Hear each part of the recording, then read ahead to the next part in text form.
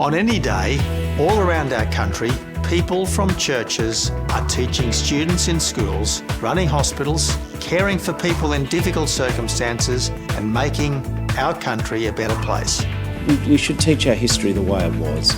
That, in large part, is our Judeo-Christian history. It helps constitute who we are as a people, as the basis of our parliamentary democracy, the Westminster tradition. From the Australian Christian Lobby, The Political Spot. Welcome to The Political Spot. I'm Daniel Simon. Well, the opposition leader Bill Shorten has introduced a bill into Parliament that would amend the Marriage Act to include same-sex couples. Whenever this issue has come before federal Parliament, it has been soundly defeated. The numbers are a little bit closer this time, but one senator who opposes this change is Matthew Canavan, the National Senator for Queensland. He's here now to explain why he opposes this change. Senator, thank you for your time. Thanks, Daniel. Senator, why is this an important issue to you? Why should the Marriage Act not be amended in this way? Well, I think the union of a man and a woman is a very special thing. I'm not making that point to be derogatory or promote other types of relationships, which are really important as well. But I do think there's something unique and special about one man and one woman making a commitment, a promise to be together for life, and often to have children and create the next generation. And that is something that is so essential to what it means to be human that I do believe it deserves its own institution, its own word, its own piece of legislation indeed. And the word we've used has always been marriage. The institution we've always had, not just in our culture, but cultures overseas, is marriage. And I really, really worry about parliaments making changes in a matter of years, not decades or even centuries, to an institution that's lasted the test of time, that has existed in human cultures across the world for millennia. I really, really get concerned about us doing that, because it does mean that we won't have a concept, we won't have an institution that is solely dedicated to concentrating on a heterosexual union, something that I think is very important, very unique, and it deserves its own institution, its own word, and I see no reason to change the word from what it is, which is marriage. Okay, now you mentioned that concept of time. Marriage has been this way for many, many thousands of years. Mr. Shorten, in his speech, used a phrase which is in vogue at the moment: it's time. He says other countries are doing this, Ireland just did it. What do you say to the argument that you and others on your side are just standing in the way of the march of time? Well, I don't think we should just do something because someone else is doing something. That's not an argument, that's imitation.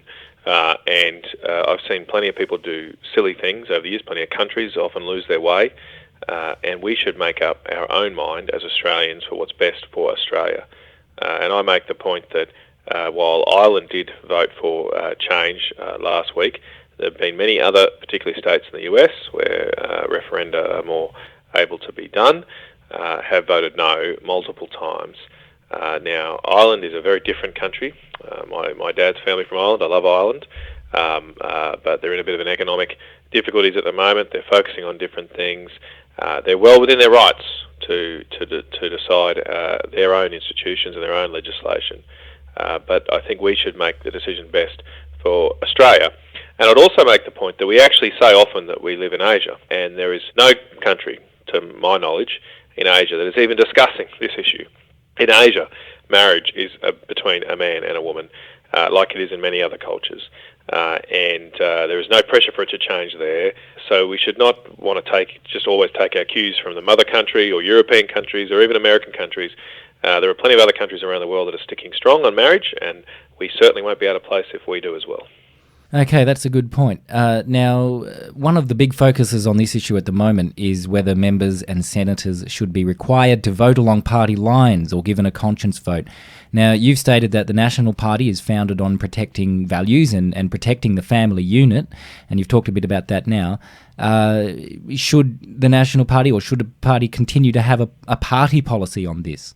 Well, I'd like to just start by putting aside the gay marriage issue, if you like.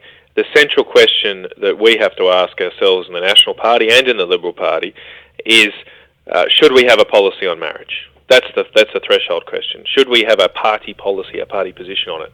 Now, that position could be pro-gay marriage, it could be pro-polygamous marriages, it could be pro-traditional marriage.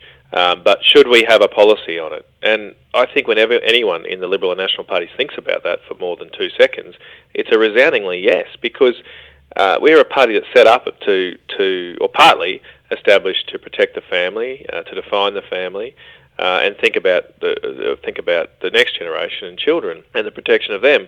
And the family is central to that. Now, I respect other people that have different views to me on the institution of marriage and want to redefine it. But I think we should have a party position on it. I think it's something so important and so central to what government is and what our culture is that we should have a policy on it.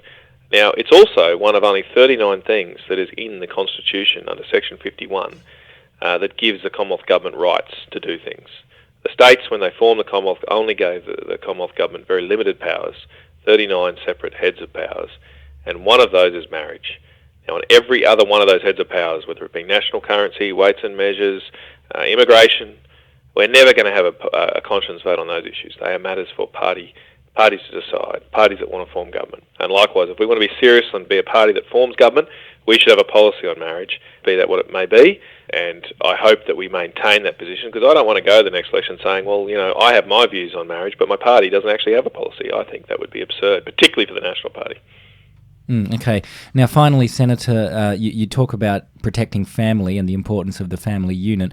What would you answer to the argument that this change, that same-sex marriage, would strengthen families or certainly wouldn't weaken existing families? What would you say to that? Well, I agree with a guy called Ludwig Wittgenstein. He was a philosopher around the time of World War I, and he was obsessed with language. And he said that the limits of my language, are the limits of my world. If I don't have a word for something, I can't conceive of it.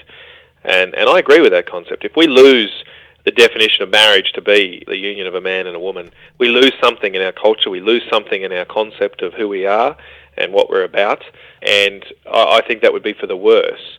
Now, as I said earlier, I don't want to denigrate other types of relationships, gay relationships, mother-father relationships, brother-sister relationships. They're all very important. They're all very different too, and I hear the left often say they want to celebrate diversity, and I don't disagree with that. We should celebrate diversity. We're all different, and that's a great thing about being human. But if we don't have different words to describe different things, well, we can't celebrate diversity because we're all the same thing. And I don't think all of those types of relationships are the same thing, and they should remain different things with different words and different concepts. All right, Senator Matthew Canavan, thank you very much for your time today. Thanks, Daniel. The Political Spot from the Australian Christian Lobby at www.acl.org.au.